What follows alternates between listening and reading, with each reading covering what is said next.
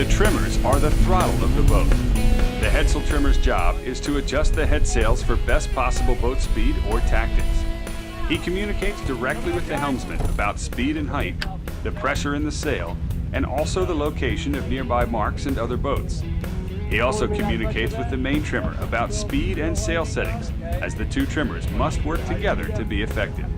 The best trimmers develop a keen eye for sail shape, a good feel for boat speed, and are always one step ahead of the game. Just check this bag here. This is probably today's jib. Like any other position, headsail trimmers are responsible for their work area and tools. Before the boat leaves the dock, check the condition of all the jibs and spinnakers. Look for visible signs of wear and tear. Make sure that the leech cords work, the jib battens are secure, and that each sail is in the right bag and the right sails are on board. Know the wind ranges of each sail and the boat's target speeds for different conditions. Also check the winches, handles, sheets, backstay adjusters, shackles, and spares.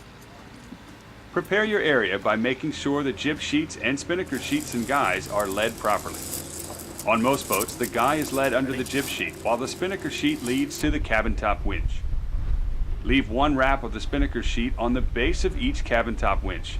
This way, the winch can still be used upwind, but the sheet is ready when you need it at the windward mark. Finally, when you have the correct jib for the conditions trimmed in for maximum speed upwind, mark the sheet with tape where it meets the base of the winch drum. This will enable you to repeat your final trim setting tack to tack. The lead position and halyard tension should also be marked as well so they can be repeated.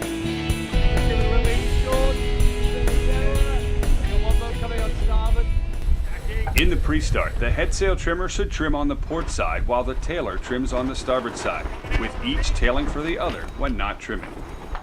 Unless told otherwise, always trim for full speed. It's also very important that each trimmer call leeward boats in clock and distance to them for the helmsman. On the final approach to the start, trim the jib in for full speed when called. Once the sail is fully trimmed, take the handle out and head to the rail.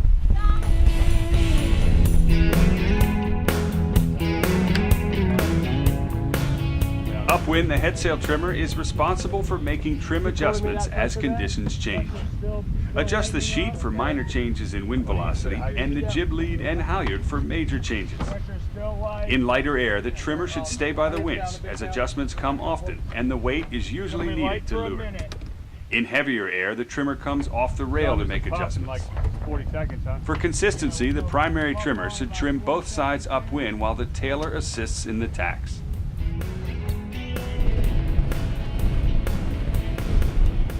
In attack, the trimmer comes off the rail first and takes any extra wraps off the winch, making sure there are still enough wraps to keep the sheet from slipping, and checks that the sheet is free to run. On boats with overlapping headsails, ease the sheet slightly as soon as the headsail begins to unload. Just as the front of the sail begins to luff, release the sheet by unwrapping it counterclockwise off the winch in an upward pulling motion, and pay it out, making sure it doesn't kink or wrap on the turning block or lead block. While the tailer pulls in the new sheet, cross the cockpit behind him and start grinding in high gear. As the sheet loads up, grind as much as possible, then switch to lower gears as necessary. The best stance for grinding is over top of the winch with the winch centered in your chest, feet spread at shoulder width or wider, and your weight on your leeward leg. After the grind, take the sheet from the tailer, add more wraps, make the final trim, cleat the sheet, and head to the rail.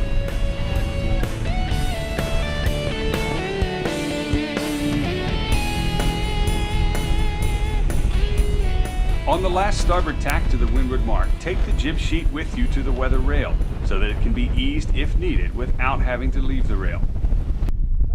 In light air, the trimmer stays in and calls distance and heading to the mark.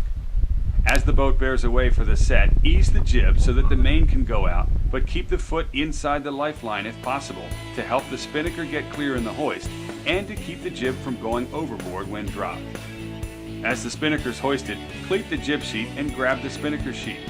Put any necessary wraps on the winch and move to the weather rail so you can see the spinnaker trim. Don't trim the sheet until the spinnaker starts to fill on its own. Then go right into normal trim, easing until you see a curl in the upper luff.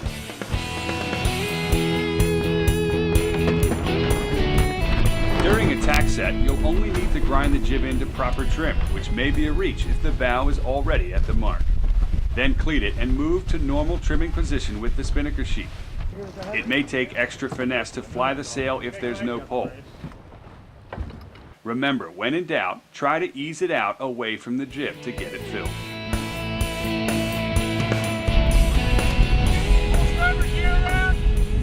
For a jibe set, you'll need to pull the spinnaker gear around to the starboard side well before the mark. On the last starboard tack, the trimmer and tailer will need to switch sides so the tailer releases the jib on the port side while the trimmer tails on the starboard side as the boat jives around the mark. Once the jib is in and cleated, grab the starboard spinnaker sheet and move to windward to trim. The jibe turn will create a lot of turbulence, so it's a real challenge to get the spinnaker filled, especially in light air. After the jib is down and the boat is on course, trimming should return to normal.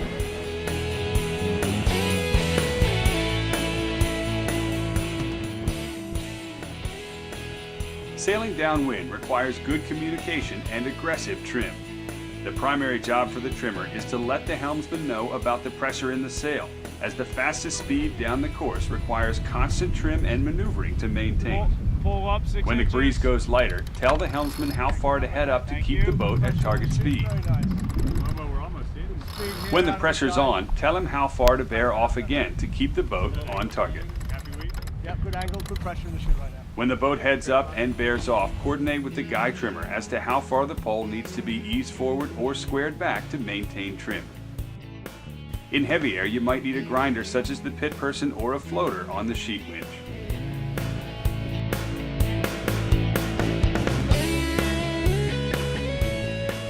In a dip pole jibe, the trimmer takes both spinnaker sheets. Ease the working sheet as the boat bears away while simultaneously taking up the slack in the lazy sheet when the pole is squared back. Once the pole is tripped, free fly the spinnaker with both sheets while the new guy is made. When the new guy is made, ease the old sheet to the guy trimmer at the same rate he trims on the new guy, so the transfer is smooth. Bearing away for you. Then move to the rail and resume trimming the new sheet as the boat comes to course. In heavy air, the pole is already squared, so the trimmer need only take the slack out of the lazy sheet before the jibe, but the grinder will need to be on their toes with 2 active sheets going into the jibe. In an end-for-end jibe, it's often easier to hand the old sheet off to the guy trimmer just before the jibe once he's squared the pole back. He then eases the old sheet through the jibe while you pull the new sheet to rotate the spinnaker. The spinnaker's rotation should match the helmsman's rate of turn. More rotation is needed in light air and less in heavy air. As the pole is made, the guy trimmer then squares the new guy as you trim the new sheet.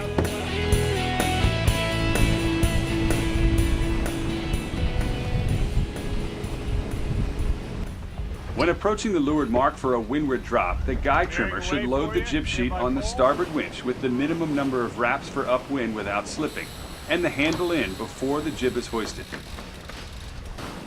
When the drop is called, move from the rail back into the cockpit. Release the spinnaker sheet completely, making sure it runs free but not over the bow. Then grind in the jib while the guy trimmer tails the sheet. When the jib reaches final trim, move to the rail and set up for the next tack.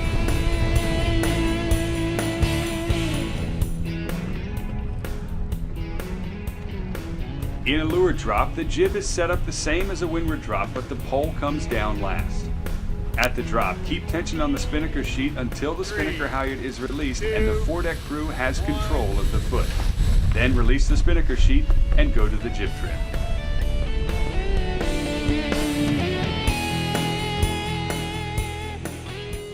A jibe drop begins with a no-pole jibe. Once the pole is dropped, the guy trimmer pulls the slack out of the starboard jib sheet and sets up the starboard jib winch while the trimmer free flies the spinnaker from both sheets. When the drop is called, trim the port sheet hard to rotate the spinnaker to port around the jib while releasing the starboard sheet, making sure it doesn't go over the bow during the drop. Coming up in 4. Little grind, 3, 2, When the bow has the spinnaker under control, drop the port spinnaker sheet and grind the jib in around the mark.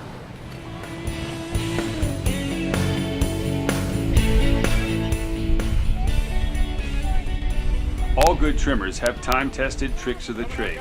Here are a few good ones. Place duct tape on the top of the drum on worn winches if the sheet is slipping. If the jib gets caught outside the top lifeline in attack, slap down hard on the top lifeline from the cockpit to see if it will roll in before calling the bowman off the rail. If they're not already posted, write the boat's target speeds on a piece of tape and stick it to the cockpit bulkhead for quick reference. The most important thing to remember as a trimmer is that you are the throttle of the boat, so you need to be one step ahead of the game, not just reacting to it.